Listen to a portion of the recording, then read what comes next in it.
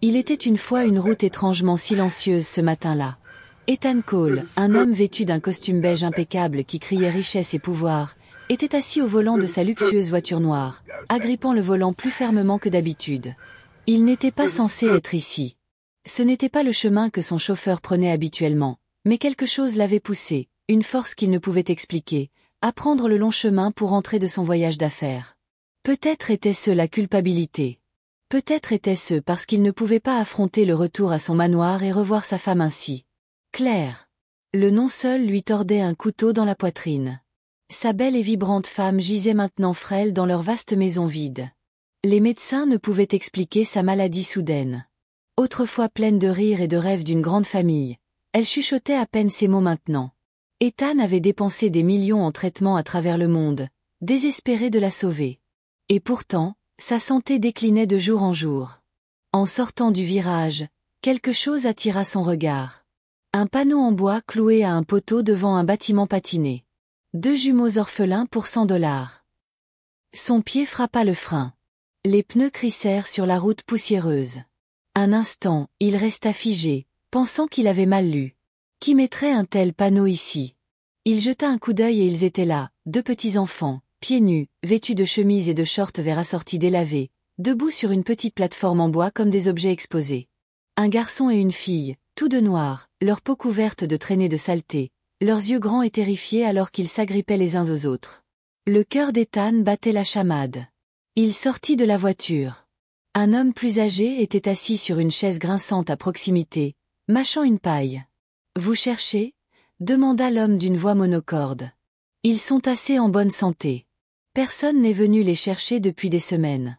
$100 et ils sont à vous. » Ethan sentit la colère monter en lui. « Ce ne sont pas du bétail, grogna-t-il. » L'homme haussa les épaules. « Comme vous voulez, mais ils mourront ici si personne ne les prend.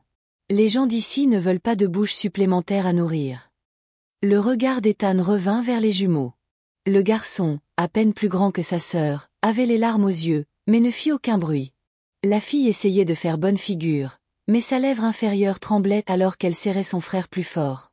Pour des raisons qu'Ethan ne pouvait comprendre, sa gorge se serra.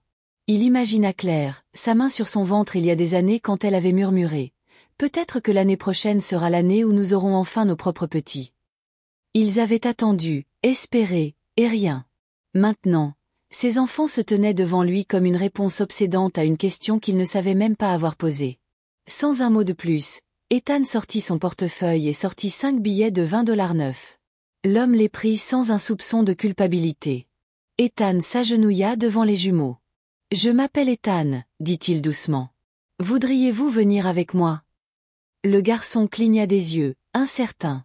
La fille inclina la tête comme si elle essayait de lire son âme. Finalement, elle fit un très léger signe de tête. « D'accord, alors. » Ethan tendit les mains. Lentement, la fille en prit une, entraînant son frère avec elle. Alors qu'il les conduisait à sa voiture, Ethan se demanda ce qu'il venait de faire. Comment Claire réagirait-elle ? Serait-elle furieuse ou le serait-elle ? Le trajet en voiture fut silencieux. Les jumeaux étaient assis sur la banquette arrière, leurs yeux papillonnant nerveusement à chaque arbre et chaque voiture qui passait. Ethan les regarda dans le rétroviseur. Les petits doigts du garçon serraient fermement la manche de sa sœur comme s'il avait peur qu'elle disparaisse.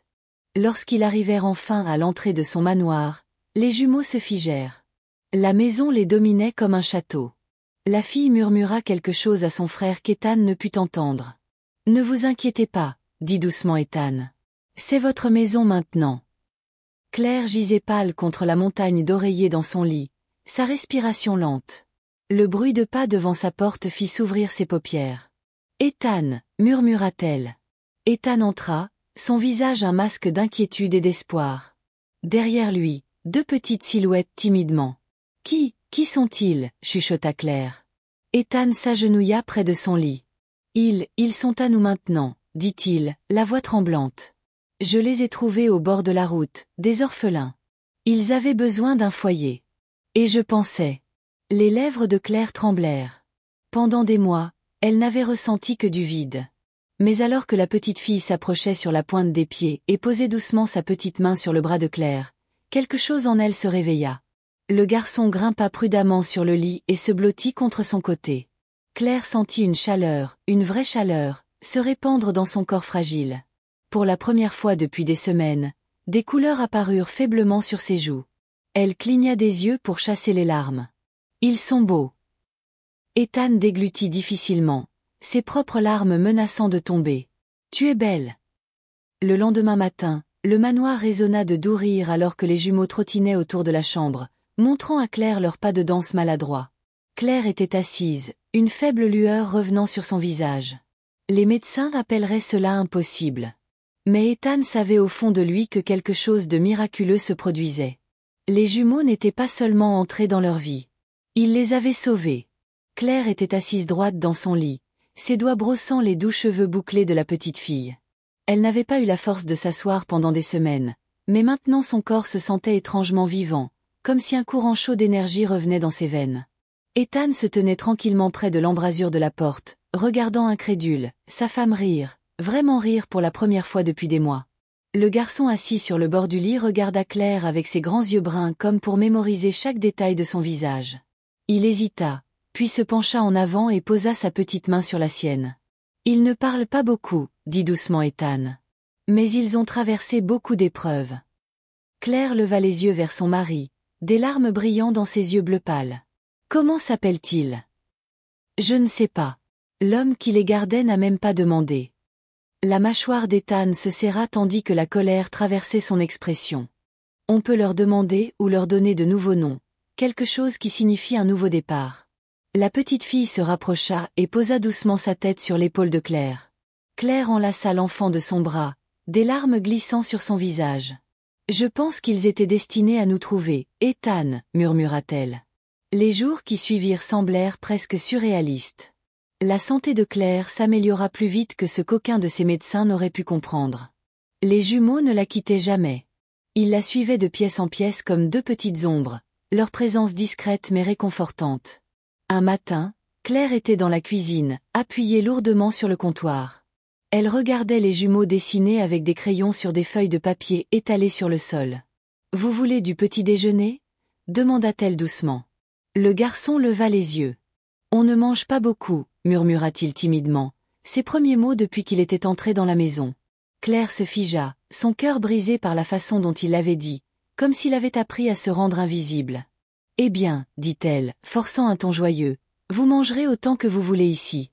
Personne ne vous laissera plus jamais avoir faim. » La fille hocha lentement la tête. « Promis. »« Je promets, » murmura Claire, sa voix se brisant. Ethan n'arrivait pas à croire au changement de sa femme. Moins d'une semaine après l'arrivée des jumeaux, elle marchait à nouveau dans les couloirs, tenant leurs petites mains dans les siennes. Mais quelque chose à propos des jumeaux le rongeait. Il n'y avait aucun dossier, aucun nom de famille, aucune trace écrite. C'était comme s'ils étaient apparus de nulle part. Il engagea un détective privé pour enquêter discrètement sur leur passé. 2 semaines plus tard, l'homme revint, le visage pâle. « Monsieur Cole, vous n'allez pas le croire. » Ethan fronça les sourcils. « Qu'est-ce que c'est » L'enquêteur lui tendit un mince dossier. « Ces jumeaux ? Ce ne sont pas n'importe quels orphelins. Ils sont liés à votre femme. » Le ventre d'Ethan se serra. « Qu'est-ce que vous voulez dire ? » Ce sont les enfants de sa sœur. L'esprit d'Ethan tournoya. La sœur de Claire, Laura, avait disparu il y a des années. Ils avaient perdu le contact après une querelle familiale amère, et personne ne savait où elle était allée. Mais maintenant, Laura, murmura Ethan. Oui, confirma l'enquêteur. Elle est décédée il y a 6 mois dans une petite ville. Personne n'a réclamé les enfants. Ils ont fini à cet endroit. Les mains d'Ethan tremblèrent alors qu'il serrait le dossier. Pendant tout ce temps, les jumeaux avaient été de la famille. Ce soir-là, Ethan fit asseoir Claire dans le salon. Les jumeaux étaient assis en tailleur sur le sol, jouant avec des blocs de construction. « Claire, » commença doucement Ethan. « Il y a quelque chose que je dois te dire. » Claire leva les yeux, l'inquiétude dans les yeux. « Qu'est-ce que c'est » Ethan lui tendit le dossier. « Ces enfants, ce sont ta nièce et ton neveu. » Claire haleta. Ses mains volèrent à sa bouche tandis que les larmes lui montaient aux yeux. « Ma sœur, » murmura-t-elle, la voix brisée. « Elle est partie, Claire, » dit doucement Ethan. « Mais ces enfants, ils ont trouvé leur chemin jusqu'à nous. Claire fondit en larmes. Les jumeaux levèrent les yeux, confus, et se dirigèrent vers elle en trottinant. La fille serra Claire très fort. « Ne pleure pas, dit-elle doucement. Claire les serra tous les deux contre sa poitrine. « Vous êtes à la maison maintenant, murmura-t-elle, et je ne laisserai jamais personne vous enlever. » Des mois plus tard, des rires résonnaient dans le manoir froid. Claire était plus forte que jamais, et les jumeaux, maintenant appelés Lily et Caleb, avaient fleuri dans la chaleur de leur nouvelle maison. Un après-midi ensoleillé, Ethan regarda depuis le porche Claire pousser les jumeaux sur une balançoire dans le jardin. « Ils nous ont sauvés, » dit doucement Claire, remarquant Ethan derrière elle. Ethan s'avança, l'enlaçant. « Et peut-être les avons-nous aussi sauvés. » Pour la première fois depuis des années, la maison se sentait vivante, entière, et aucun d'entre eux n'aurait pu imaginer comment une rencontre fortuite au bord de la route avait bouleversé leur vie, pour ne reconstruire quelque chose de plus beau que ce qu'ils avaient jamais rêvé.